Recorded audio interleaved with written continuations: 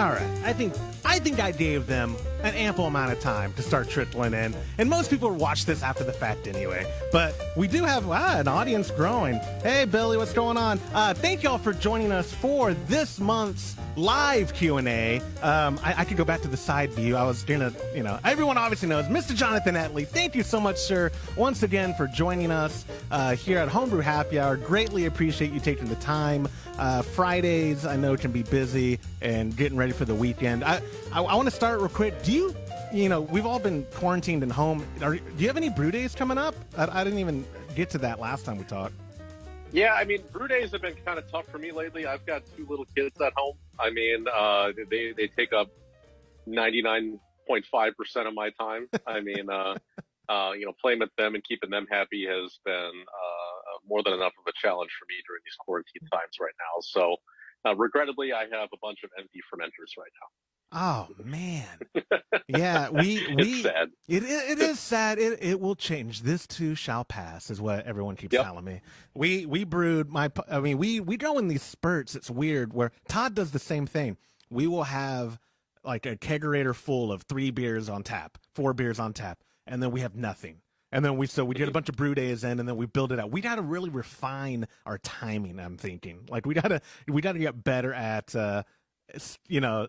Monitoring our drinking habits and then adjusting to where there's no empty taps, which would be a very difficult task if you're brewing different beers, especially, I think, because you do want to clean those lines and all that. And I'm talking to the right guy to talk about that with.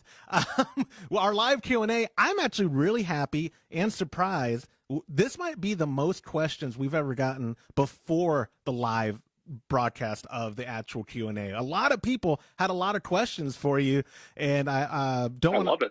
Yeah, I sent them to you just because I didn't want to overwhelm you. I know you know your stuff. Like, obviously, I could have given you, a curveball and just been like, "Hey, would you just do it live and wing it?" But all the questions that I showed you, I'm imagining you probably get pretty frequently. They seem very much like homebrewer type questions about equipment, sanitization, brew day stuff. All that. So, but before we do get into it, reminder, if you're watching this after the fact and you want to take part in these live Q&As, you can always email your questions to me, joshua@homebrewhappyhour.com, if you don't think you can make it live. Or if you don't do Facebook, we are also on a private YouTube link. And so if you're watching this after the fact on our Facebook channel, or pardon me, on our YouTube channel, and you're like, I don't do Facebook because I'm an adult, or whatever your reason is, you can send me a private message through Patreon, and I will make sure that you get the YouTube link for the next live Q&A so that you can also submit questions. Right now on the YouTube link, we don't have anyone watching, so the 4 people I sent the link to, thanks for not hopping on yet, guys. But anyway, we do have some questions, and your time's valuable, so if you don't mind, Jonathan, I'm going to jump right into it. We had our first question that was submitted came from Joe M. He wrote it to me through Homebrew Happy Hour, my email. He wrote, when storing kegs, is there a method you recommend? In the past, I've been storing clean kegs with about a gallon of sanitizer and water, but after hearing more about the damages of leaving sanitizer in beer lines, I'm wondering what it is doing to my kegs. It's a very good question. I mean, there's a lot of, like we were talking right at the top of the show, with cleaning and sanitizing, there's a number of different ways to get a variety of jobs done. I think what's important overall with all of cleaning and sanitizing is that when you find something that works for you and it's getting good results, you keep doing that and try to build a repeatable process that you do the same every time. When you have a good routine down for cleaning and sanitizing tasks, it makes them repeatable and reliable with good outcomes. Now, that being said, what I personally like to do with my kegs is when I'm done with them, when you've kicked the beer, it can be a sad day, but you will kick a beer.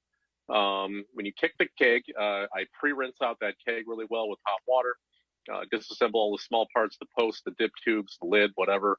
One product I do like to use that you guys carry in mind, I brought props today, is our Kegging Carboy cleaning tablets.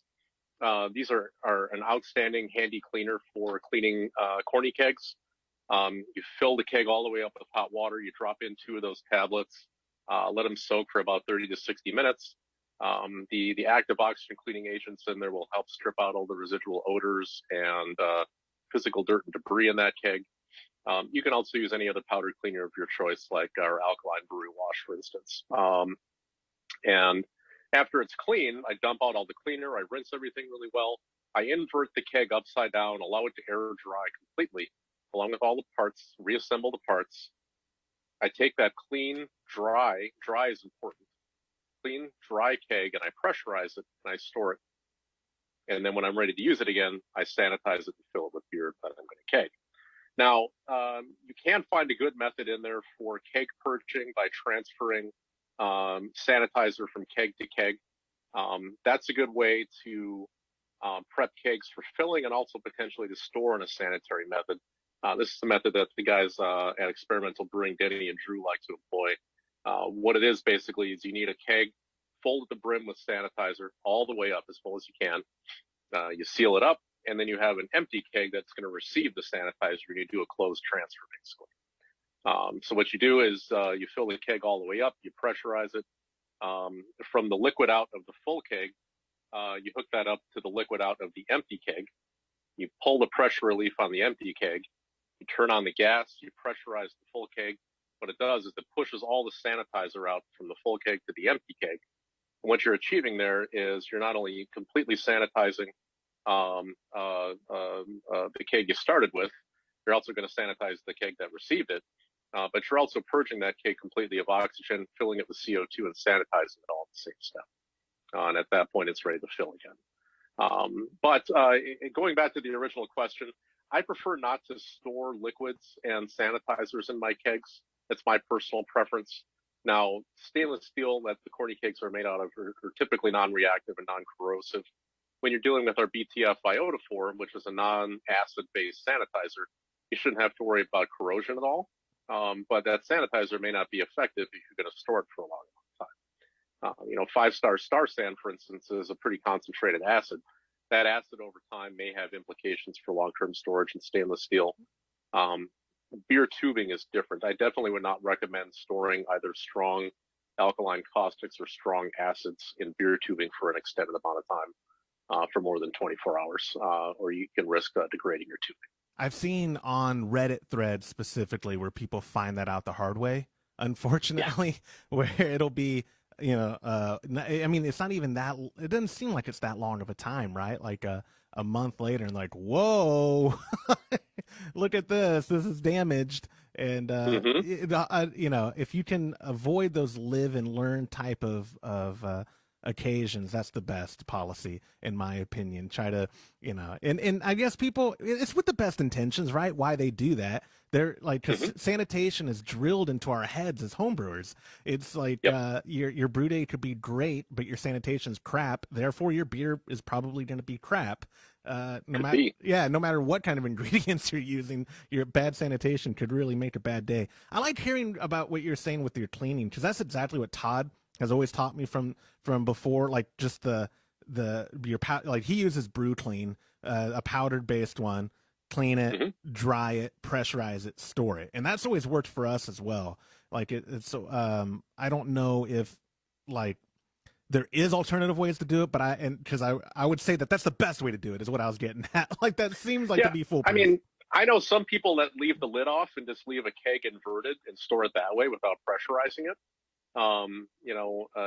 Inverting it, I think, is key, where you store it upside down with the empty or the open parts, the open lid upside down, because the last thing you want to have is all this nice clean surface that gets full of dust, dirt, and debris over time. So inverting definitely helps. Pressurizing, I think, is another really good thing to do. Plus, if you come back to that keg and it doesn't hold pressure, you may have to do some leak testing also. Yeah, and the important part too was that what you said at the end of it is you always sanitize before you put beer back in it. You have to sanitize, even as clean as you got it, and you pressurized it and it's sealed. You have to sanitize it. That's one of my general tips and tricks that I always like to recommend: store gear very clean and very dry. Try to keep it very clean and very dry. Sanitize it right before you use it. That way, when you pick it up, you're not cleaning up a mess from your previous brew day. You're storing all your equipment clean and ready to use, basically, and you sanitize what needs to be sanitized during your brew day or your beer-related task. Absolutely. So, Joe, thanks for submitting the question. Moving on from our friend Fred. He's one of my favorite Instagrammers, at Blind Brew Guy. Love Fred. He wrote, I would like to know what kind of shelf life the BTF iodophore and QA products have when they are concentrated and after they have been diluted. I like to premix my cleaning products, but I worry my current 5-star products are losing their effectiveness. That is a great question. Excellent question. They store obviously better before mixed, I'm assuming, but you have all the answers. That's why you're here. Yeah, as a manufacturer, we do make our own products that are domestically made in the United States and Minnesota. So we are a direct manufacturer, we're not contracting our products. What we recommend is that our products for best results are used within 2 years of manufacture date. However, you can see I have this bottle of iodophore here that's clearly predating our new packaging update, which happened a couple of years ago, and I still use this iodophore. One of the most extreme situations that we had is we had a client that you always want to rotate product. When you get new stuff in, you put it towards the back, you pull the old stock out first. It's good restaurant tactic, works with chemicals also. Rotate your stock. We had a client that several years ago forgot to rotate their stock appropriately and sent us back a case of BTF iodophore. We looked at the lot codes, and it had been in the back corner of that shelving unit for somewhere between 10 and 12 years. Oh, wow. we ran that concentrated product through all our QA protocols, and it passed everything to be an acceptable use product. We sent them a new case of product just to be sure, but as home users, I think we maybe can be a little more lenient with how long the shelf life is on a concentrated product. But I think 2 years is a good ballpark. I mean, if you can't use a container of product within 2 years, I wouldn't really recommend you to take a lot of chances. When in doubt, get something new, get something fresh. And I think that same concept applies to your diluted solutions. If you ever have a doubt about the strength of your sanitizing solution, either make something new or find a way to test how strong it is. Now, one thing I can't necessarily verify with my competitor in 5-star Star San is a good way to verify the strength of that solution. I know there's some information out there that you can measure the pH of it, but honestly, most of what's in Star San is phosphoric acid. If your solution is under a pH of 3, congratulations, you have an acidic solution. But you may not be measuring the strength of the actual sanitizer that's applied. Now, with our sanitizers like BTF iodophore, like some more props, and kind of our new entry into your system is the QA disinfectant. These can be reliably checked and measured in end-use solutions by using a tester.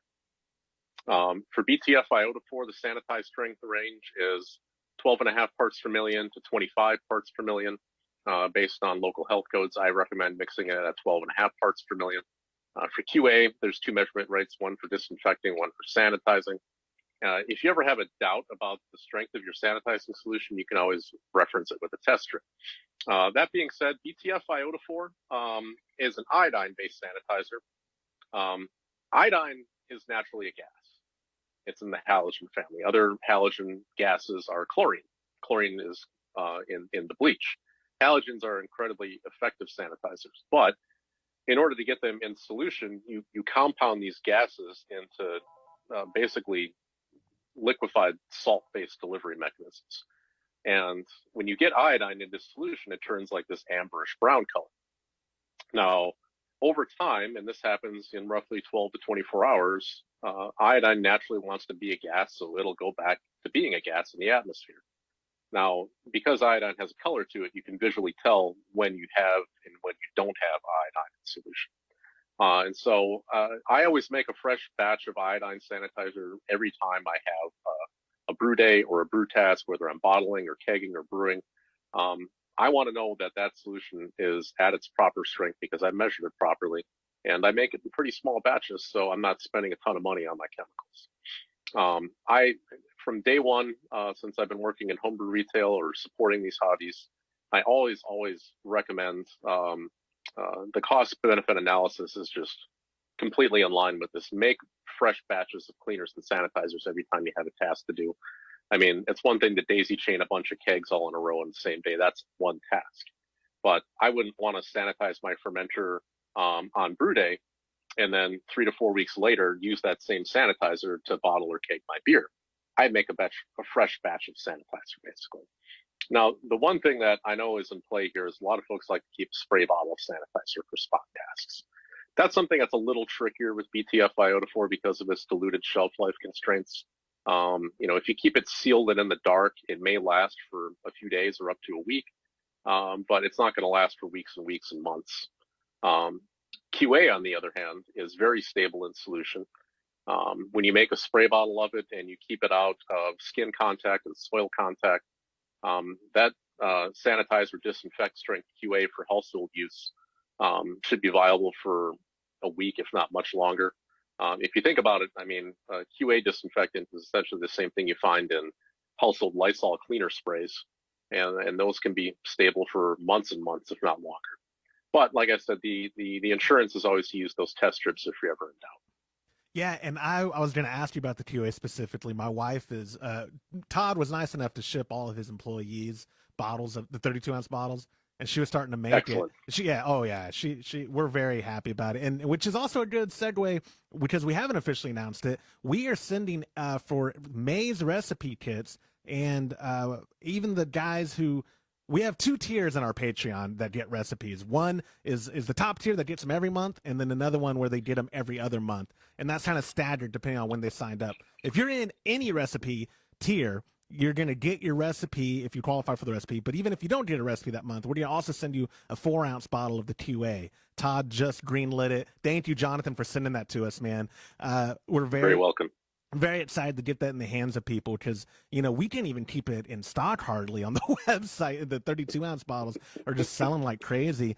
And Todd's been real good about I haven't compared pricing to everywhere, but it seems like he's just trying to get it out the door and in people's hands. He's very fairly priced on it. And I know people have been giving us feedback already saying how great a product it is. So wanted to get that while it was fresh in my mind to you, thanking you for sending those 4-ounce bottles to us to give to our Patreon members. You're very welcome. I appreciate that. Thank you. Yeah, absolutely. I'm glad we can help with this. I mean, I'll take just a quick moment. The QA disinfectant and sanitizer, we've been making this stuff since 1972. It's one of the most commonly used sanitizers and disinfectants in the hospitality industry. The one caveat I would suggest is specifically for homebrewers is I don't really suggest sanitizing your brewery gear with this stuff. When you mix it and use it as a sanitizer, what makes it great, in particular for fighting this new coronavirus out there that's causing us all kinds of problems, is that it leaves a residual film behind after it dries. And that has long-lasting antimicrobial properties on hard, non-porous surfaces like your kitchen counters and stuff, or bathrooms. And so as virus particles land on there, they continue to get killed on a residual basis. That is problematic for beer contact surfaces, though, because it essentially destroys beer foam, especially in glassware.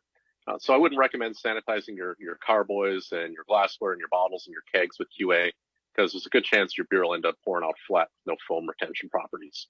I would really stick to the QA, the BTF iodophore sanitizer for your brewing equipment. Use the QA around your house to help keep your home and your business safe.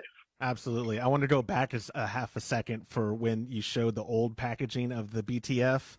My pop, I see he just joined in on the live thing. That's when did y'all switch packaging so I don't feel so bad? I don't know the date on our bottle, but we just finally finished a bottle with that old packaging on it, and I have to bring him a new bottle. I think it fully got into the market in about 2016.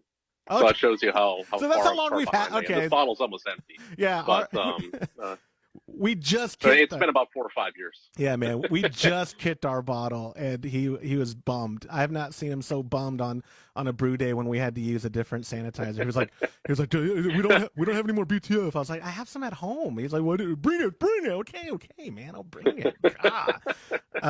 Anyway, so thank you so much, Fred, for the question. Another question came. He had a couple, so I'll do the first one from Jimmy, who's a Patreon member. He submitted it as a comment when I did the announcement on our Facebook page. He wrote, is a beer line specific product needed, or can you use normal cleaning products to clean beer lines? Along those lines, could super no rinse be used to clean fermenters to only have one cleaning product on hand? Those are both very good questions. And I will put out there that I have taken and passed the Siebel Institute Draft Master class. I took that at the Perlick Manufacturing Facility in Milwaukee last summer. It was a week-long intensive course on commercial draft setup, maintenance, cleaning, and troubleshooting.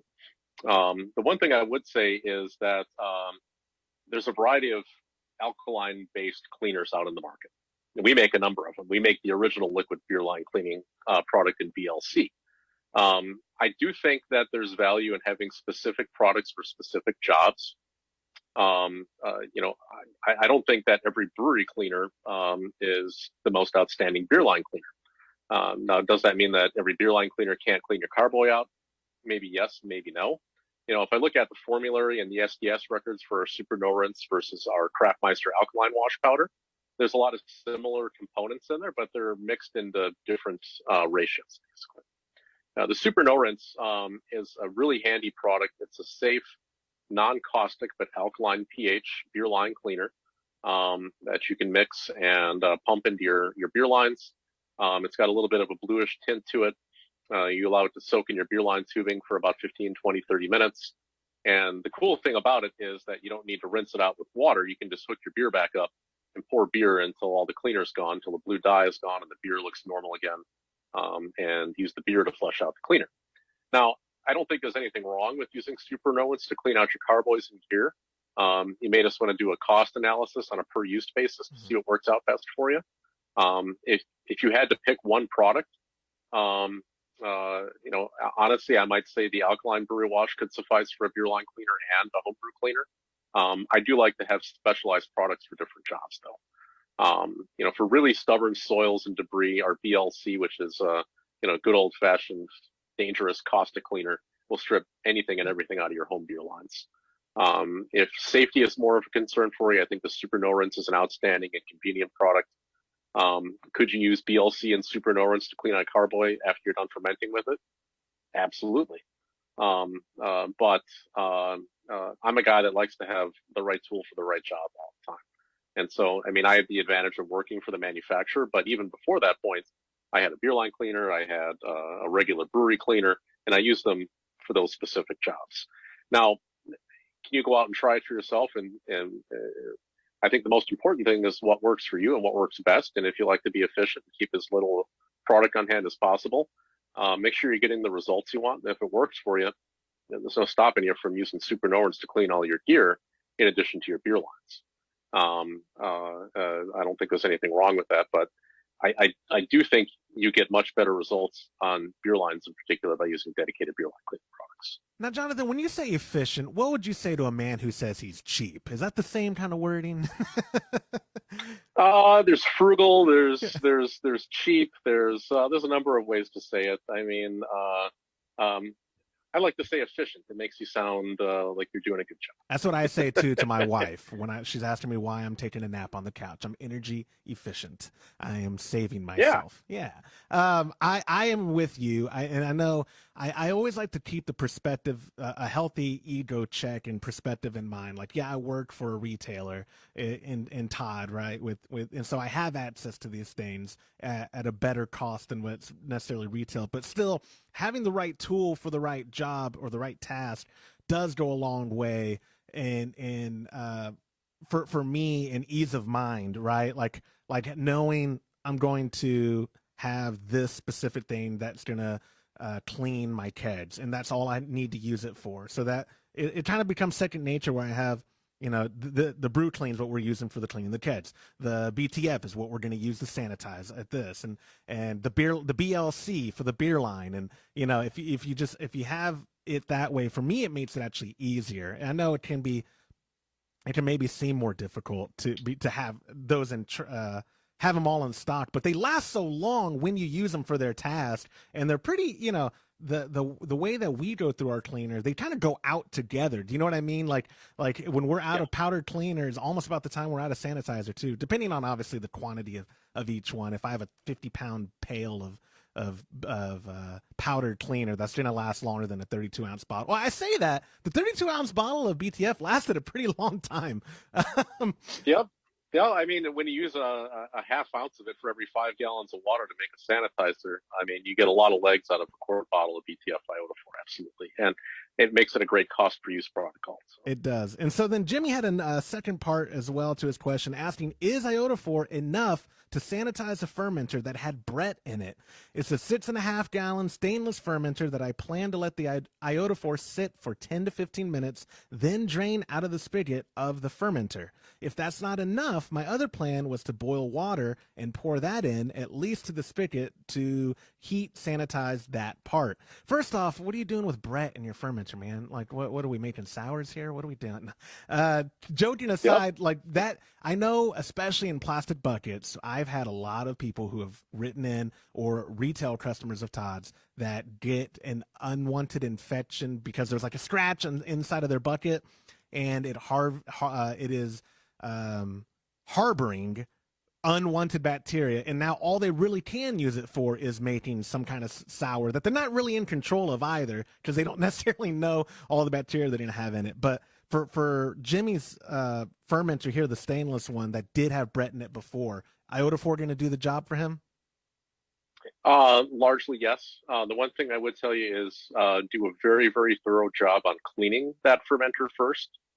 Use an aggressive concentration of solution, and do a good job with a non-abrasive, non-scratching, scrubby pad to really clean all the nooks and crannies of that thing really well. Make sure you don't have any little spots or nooks and crannies that have any residual debris or yeast cake on them first. Rinse all that cleaner out really well. And then for sanitizing after intentional or unintentional sour beers, it's easier to recover harder non-porous surfaces like stainless steel and glass, as opposed to the plastic buckets and that material. I think it's easier to achieve a better outcome to rehab that fermenter after using Brett or Lacto or PDO in stainless steel and glass, because you're not going to have some of the concerns of it being a porous material. Now, for Brett in particular, excuse me, and we do generally recommend using the BTF iodophor at 12.5 parts per million, which is the lower end of the usage strength. For rehabbing a fermenter like this after Brett and other sour beers, I would recommend mixing up to the 25 parts per million range, which is 1 ounce per 5 gallons of water.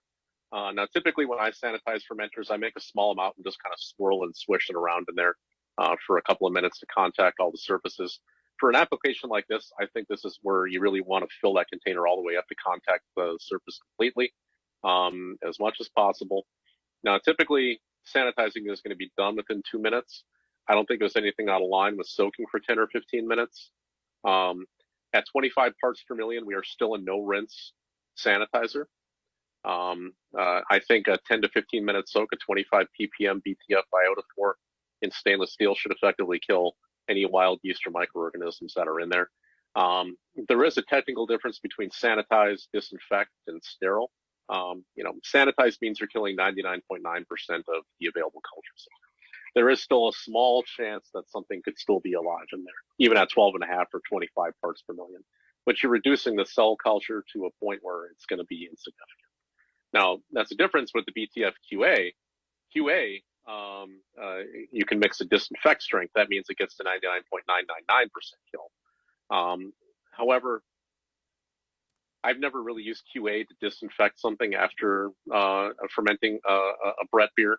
I've never had any problems using a fermenter after a 25 ppm iodophor sanitize. That extra added step of doing a hot water or boiling water addition would really ensure that you're getting some heat sanitizer in there also. I don't think that's a bad second step to take after the iodine treatment.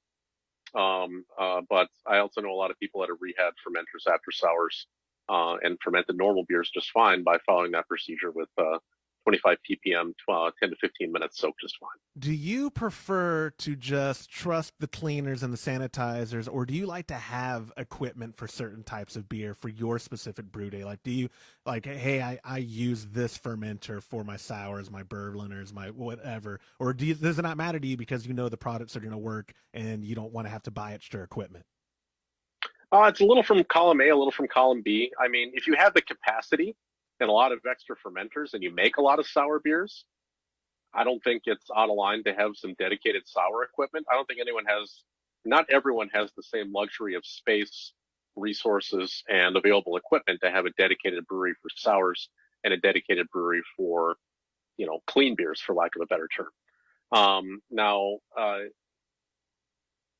there is some level of insurance knowing that, once you have something that's made sours, it's always going to make sours. But how often do you make sours?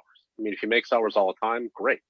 I personally, a while back, made a Berliner Weiss and co-pitched it with a French Saison yeast in addition to a mixed Berliner Weiss culture. And I had all kinds of crazy stuff going on. This was in a plastic HDPE better bottle fermenter. I had diastaticus in there. I had Brett. I had lacto. I had sac strains. And I had a couple problems with batches I made 2 and 3 generations after that Berliner Weiss in this fermenter. I was also sanitizing at this time with Star San. Star San doesn't really kill those types of microbes effectively. Doesn't do a great job on lacto, doesn't do a great job on Brett in particular because it's not great on killing yeast. I washed it through with 25 ppm iodophor, and all my resulting beers turned out just fine. Nice, you're able to rehab it. It's a heartwarming story. See, it is. All right, moving on. Thank you, Jimmy, as well. I see he was in the chat. Thanks so much for submitting your question. Our next one came from Brian W. He used it through patreon.com/homebrew happy hour. Brian wrote, what is the appropriate amount of time to sanitize my keg before transferring my beer to it? Same questions, but with fermenters on brew day. I never want to sanitize too early, but I also don't know if there is such a thing as too early or too late. We get that a lot, and I always forward those questions to Todd because I don't know if there's an answer. What do you have to say? The best rule of thumb is you want to sanitize a package or a container as close to use as possible. So for me, on a brew day, what I do is, I go through the process of my brew, whether I'm doing all grain or extract, and typically while I'm in that 60-minute boil, that's when I start sanitizing my fermentation gear. With BTF iodophor, it's highly recommended that you allow surfaces to air dry as much as possible before you transfer finished beer or wort into them. So usually when I'm during my 60-minute boil, I start sanitizing my carboy. I leave it inverted on a drying rack. And at the time it's ready to get everything in the fermenter and pitch the yeast, I know it's sanitized and ready to go. Now, if I had sanitized that carboy 3, 5, 7 days prior to my brew day, I wouldn't feel as comfortable putting beer right into there, especially unfermented wort, knowing that some cat hair, pet hair, dust, all that stuff harbors wild yeast and microbes could float into that carboy or keg or bucket, whatever it happens to be. So I think the best advice is to sanitize something as close to possible. Use the manufacturer instructed directions, contact time. For kegging, what that means is, typically when I keg, I need to put my carboy up on the counter, allow the yeast to settle out as much as possible. Sometimes I do that the night before, so I'm not racking the yeast into my keg. But when I take my nice, clean, dry keg that I have pressurized and I've stored clean, I sanitize that right before I keg my beer, basically. And what that means is I get the sanitizer in there, I swirl it around for a couple of minutes. I invert that keg upside down, allow as much of that sanitizer to drip out as possible, purge the keg with CO2, fill the beer in there. Same thing goes with bottles. You always want to sanitize bottles as close to possible as filling them. So enough time it takes for you to sanitize the bottles and allow them to dry. You should use those as quickly as possible, basically. Is there any kind of off flavor or risk if you don't let it air dry enough? Like, is there such thing as not letting it air dry enough? And I don't just mean like, hey, I dumped it over, now I put it back immediately and go fill beer. I mean like 5 minutes after it's been inverted.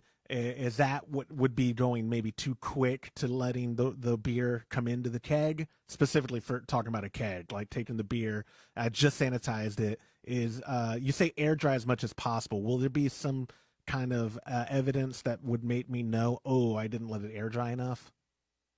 All this is based on properly measuring your solution. Okay. If you're free pouring the iodophor and you make something that's jet black, no degree of even air drying is going to prevent even some residual iodine from coming into your beer. If you think about the math here, so you have a 12.5 parts per million solution of your sanitizer. You have a 5-gallon batch of beer. Let's say that in a carboy or a keg, you leave approximately a tablespoon of end-use solution at 12.5 parts per million iodine. And then you transfer 5 gallons of beer on top of there. Then what's that one little tablespoon of 12.5 ppm iodine going to dilute back out into in 5 gallons of finished beer? It's parts per billion, if not more. Right. That's literally imperceptible to just about 100% of people. Now, the one situation where I have had some problems are beer bottles in particular, because you're dealing with a lower volume, typically a 12-ounce beer bottle. If you track a lot of iodine solution into a finished beer in a beer bottle and then cap it off with no available way to vent out any gas like carbon dioxide or iodine, I have tasted beers where residual iodine has not been removed, and it's once you know that flavor, you'll always recognize it. So there is risk with tracking in solution. A lot of it's based on how you measure your solution, how much residual gets tracked into the finished package, and how much you allow it to air dry. So that's why even a few droplets here and there in a keg or a carboy is not going to impact the flavor of your beer. If you shake the carboy or shake the keg out as much as possible, it's still just a little bit wet. Sometimes I find just a blast of CO2 in the keg helps get some of that extra gas and aroma out of there.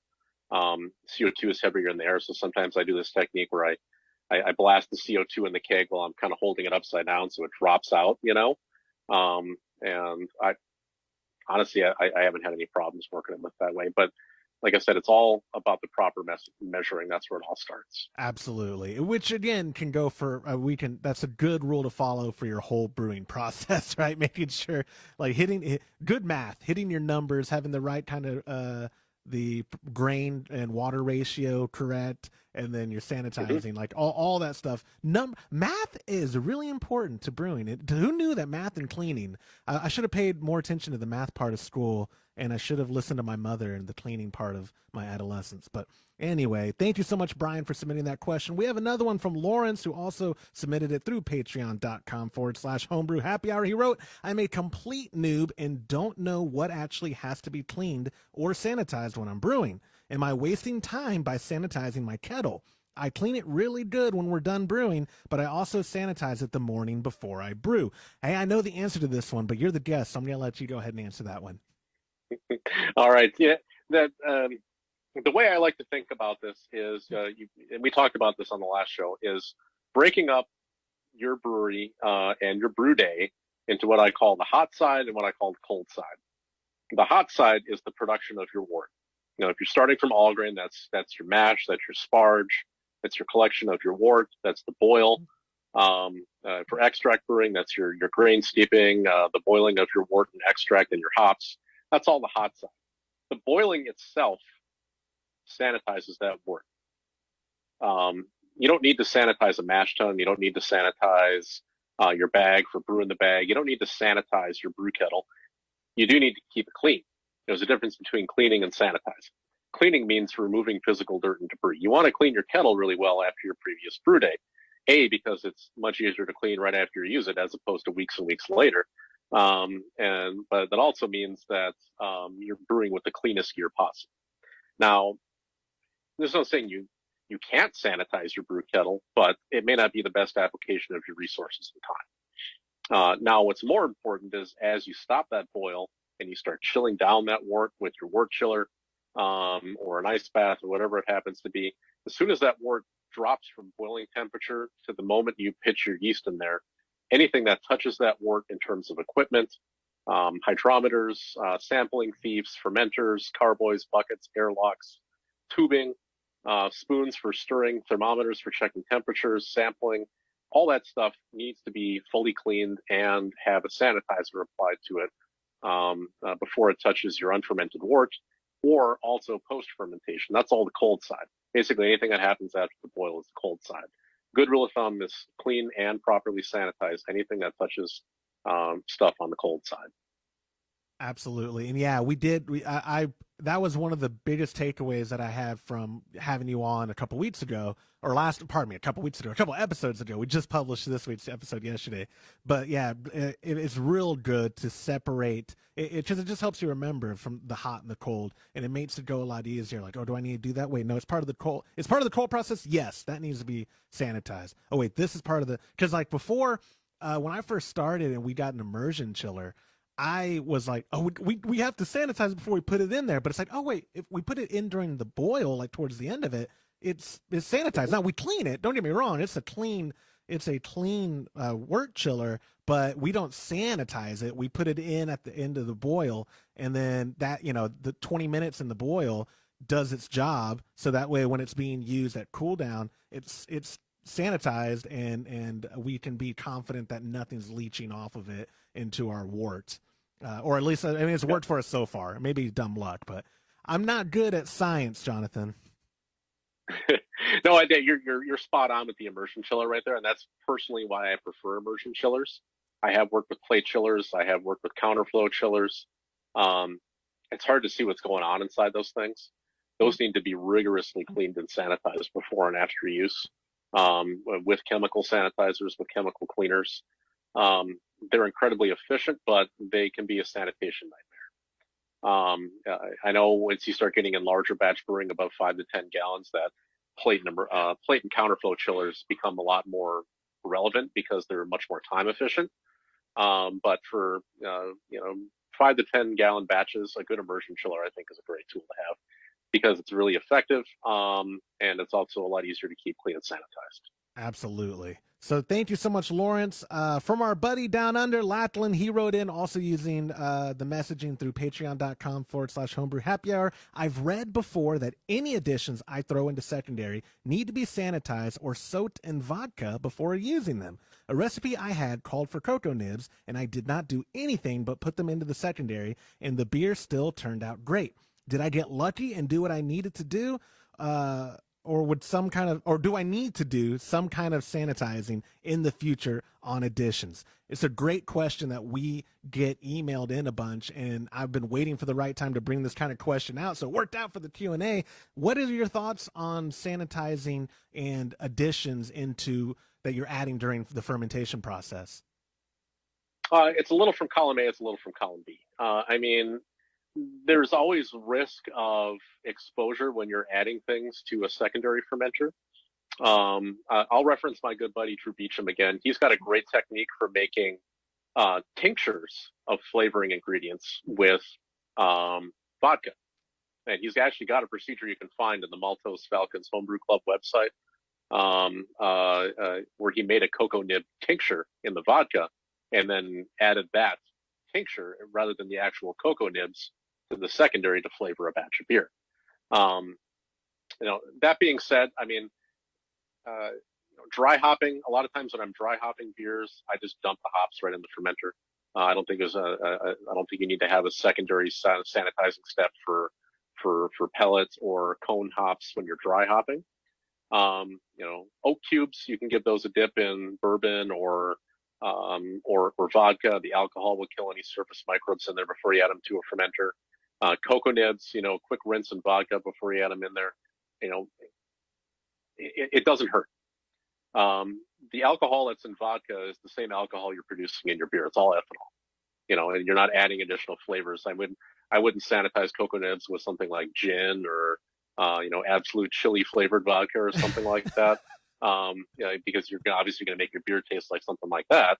But if you're going to use nylon straining bags to contain ingredients or something like that, I think a spray down or an application with vodka is a good insurance step to take. That being said, there is a certain amount of alcohol in beer that is naturally going to act as a sanitizer, but I don't like to rely on that. I don't like to take chances with potential infection sites in beer. Fruit is another very common addition for secondary. I really like using high quality canned processed fruit purees because they are generally antiseptic and sanitary when you add them. If you've got fresh fruit in your garden in the summer and you're trying to add it to a secondary, you do run a risk of potentially bringing in bugs and outside yeast. wild yeast loves to live on fruit. That's another discussion altogether right there.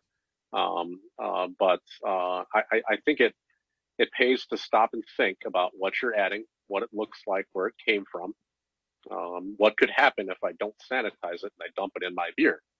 If you think something bad can happen, maybe I should apply a little bit of sanitizer. And I think for post-boil additions, for post-fermentation additions, chemical sanitizers may not be the best route to sanitize those types of things. I think relying on vodka, 80 proof vodka, is a pretty solid tactic. I worry about soaking ingredients with iodine and then adding them right to a beer. Tracking that residual iodine sanitizer into my beer at that point is a minimal risk, but it's still a bit of a risk. You're always going to take a bit of a risk anytime you open a fermenter and start throwing stuff in. Man, it's about mitigating that risk as much as possible. Ain't that the truth? I need to remember that more, because sometimes it's just like, oh, just open it up. Oh, no, oxygen or whatever. But like you were saying, though, a couple things to cover. One, it's a good excuse to have vodka in the house. And if people come over and they ask you, like, no, it's for my sanitizing purposes, for my beer brewing. It all still comes back to alcohol consumption. But also too, shout out to Drew. I think he actually covered that tincture on Experimental Brewing. I don't know how many episodes have they hit episode 100 yet? I don't even know. They're over 200 if you count the brew files also. Oh, okay, you're right, because they publish it in the same feed, the brew files as well. Wonderful podcast, wonderful people too. Drew and Denny are two guys at HomebrewCon I really love running into and meeting. I want to get them on the show. They're good friends with, I don't know if you know Lorena Evans personally. She's at all the HomebrewCon. She works for Brewer's Friend. She in Homebrew Talk. She runs their boards. Real awesome person. And she's I don't think I've had the pleasure of meeting them. Yeah, no. I will make sure. So I still have a $5 bet with Todd that they're going to have HomebrewCon. I know they're not going to have HomebrewCon this year, but they haven't canceled it yet, so I haven't had to pay him yet. If and when we see each other again at HomebrewCon, I'll connect you to, because she's actually the one who introduced me to Denny.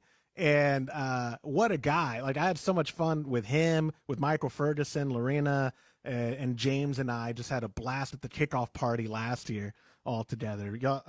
These cats know how to party, and I can just leave it at that. But for sure, it's a good time. So anyways, Lapland, thank you so much for submitting the question. We have another one that came in from our buddy William, who emailed it to me. He said, thanks for doing the Q&A, Jonathan. I want to know what cleaning and sanitizing products you think every brewer needs to have and needs to use when brewing and fermenting batches of beer. That's the $1 million question, man. Is there like a kit where you'd say you need the BTF, you need the BLC, and you need our alkaline wash? Or what would you say is like the standards for a brewer to have? Well, first off, you're welcome. I'm very happy to do this. Second of all, I think one way to think about this is at a minimum, have a product that will clean, have another product that'll sanitize. That's the bare minimum. BTF iodophor will not clean your gear, just like Alkaline brewery wash or Kegging Carboy tabs will not sanitize your gear. So know what each product is doing first. You can't sanitize something that's dirty, and a cleaner won't sanitize your gear. So at a very minimum, have one dedicated brewery product. Me personally, I think our most versatile product is our Alkaline brewery wash under the Craftmeister brand name. It's got a huge amount of versatility because you can use it in cold water and hot water.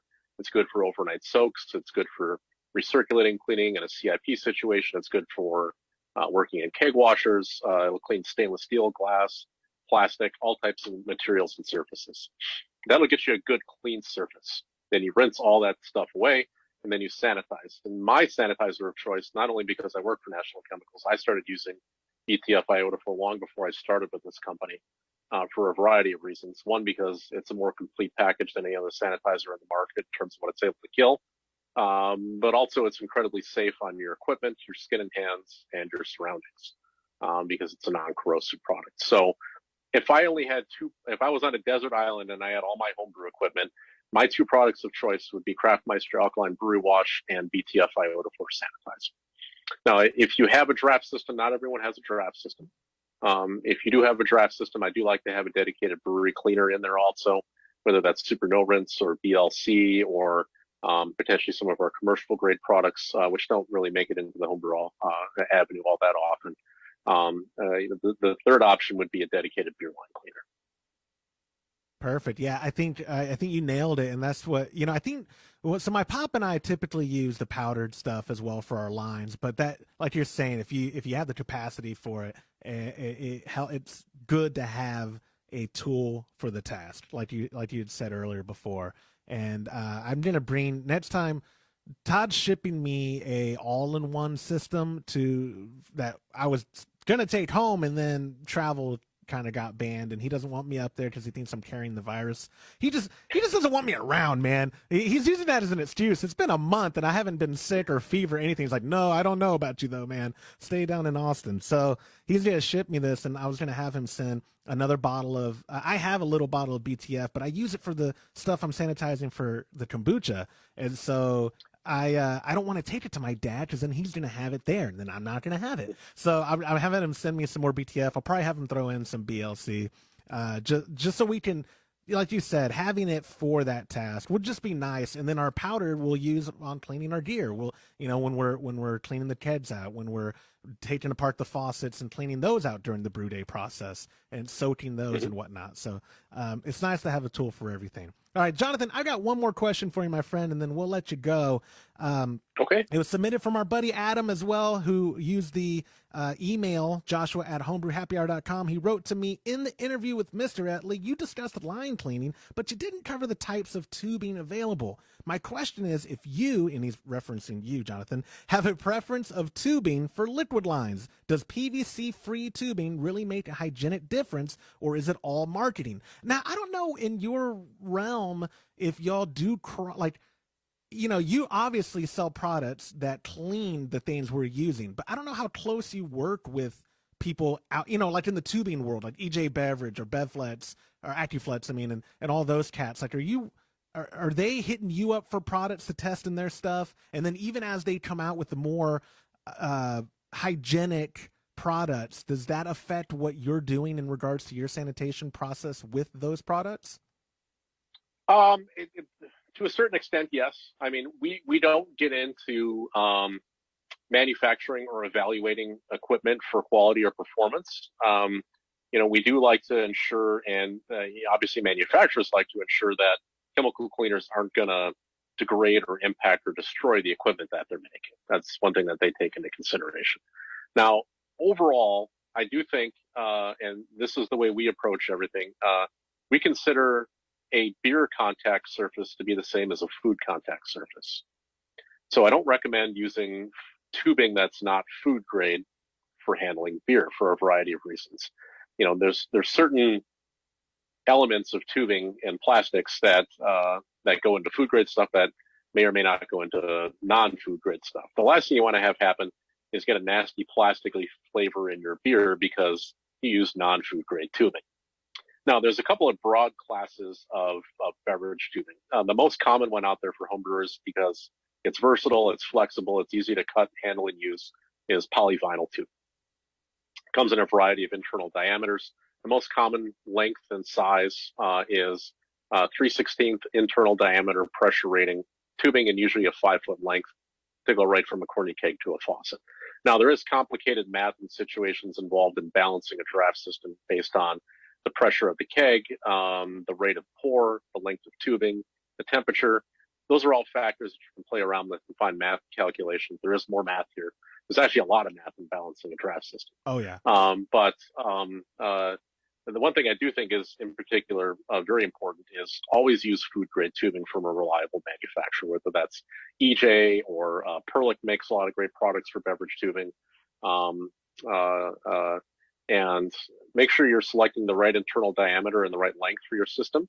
The narrower the internal diameter, the more resistance you have on that. And the goal is to have enough resistance in your system to slow the beer down to get the proper carbonation in the beer, but that's so it doesn't just rocket out of your faucet and make a big mug of foam, basically. But the construction of that tubing, what it's made of, is important. So once again, the most common one out there is polyvinyl tubing. It's used a lot by the beverage system industry. It's usually used on a commercial draft system. from the keg coupler to a wall bracket to the trunk line, there's that area of tubing is called a jumper. And then when you get from the trunk line to the faucet, they're usually trying to restrict the beer and slow it down. Those two types or two areas are usually where you find a lot of polyvinyl tubing in a draft system. The trunk line, and that's the fancy big bundled glycol thing that can have anywhere from 12 to 24 lines in it that are all glycol jacketed and stuff. Most modern draft systems are using what are called barrier tubing inside the trunk. Barrier tubing, there's actually coatings on the inside of that hose that contact the beer surface that inhibit bacterial growth and also flavor transfer. One thing that is a downside of polyvinyl is that over time it can absorb off flavors. It needs to be rotated out and changed on a semi-regular basis. Barrier tubing is high quality and expensive, but also pretty rigid. So it can make it a little tricky to plumb a home draft system if you have a tight space and you can't bend and coil the tubing. That's one advantage of polyvinyl tubing, is that it's very flexible and you can coil it and stretch it and snake it around and stuff within limits. But I think overall, the most important thing is, yes, use food grade materials. It does pay off. The last thing you want to have happen is spend months and months on a batch and then pick up a nasty plastic taste because you went to the hardware store and bought some hose instead of buying it from a proper brewery source. Man, those threads on Reddit are depressing sometimes when people are like, man, why? It tastes like a shower curtain. And they're like, where'd you get the tubing? And they're like, oh, it was maybe off of Ace Hardware. Like, they don't even want to tell you where they got it from. Again, look, I relate to the frugality part of that thought process, but it's the price in tubing is negligible in regards to the performance. I don't know if you would agree. Yep, 100%. Yep. Yeah, like I said, it's all about cost-benefit analysis. Using the proper tubing costs a couple of bucks. I mean, how much time and money have you spent on that batch? It's the same thing with making fresh sanitizers and cleaners all the time. The cost-benefit is huge. Minimal cost, high benefit.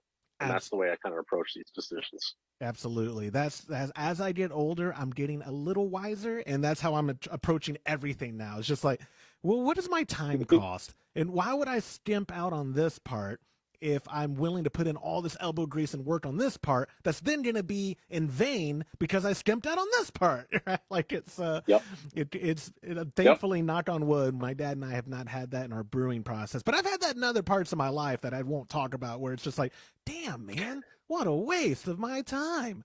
But anyways, Jonathan, that's all I have for you, my man. I really do appreciate you taking time out of your busy week to come do the live Q&A.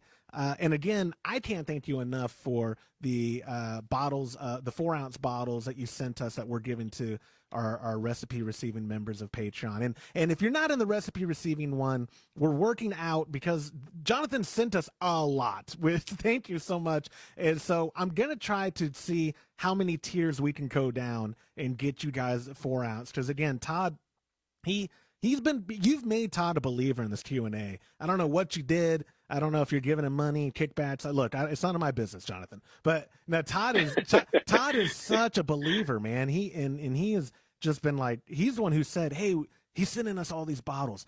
I want to give them to the Patreon people to let them know, like, if they haven't bought it already, how great this product is. And I was like, yeah, we could do that. He goes, no, we're doing it. I was like, yes, sir. Yes, sir. We're doing it. So thank you, Todd. Yeah.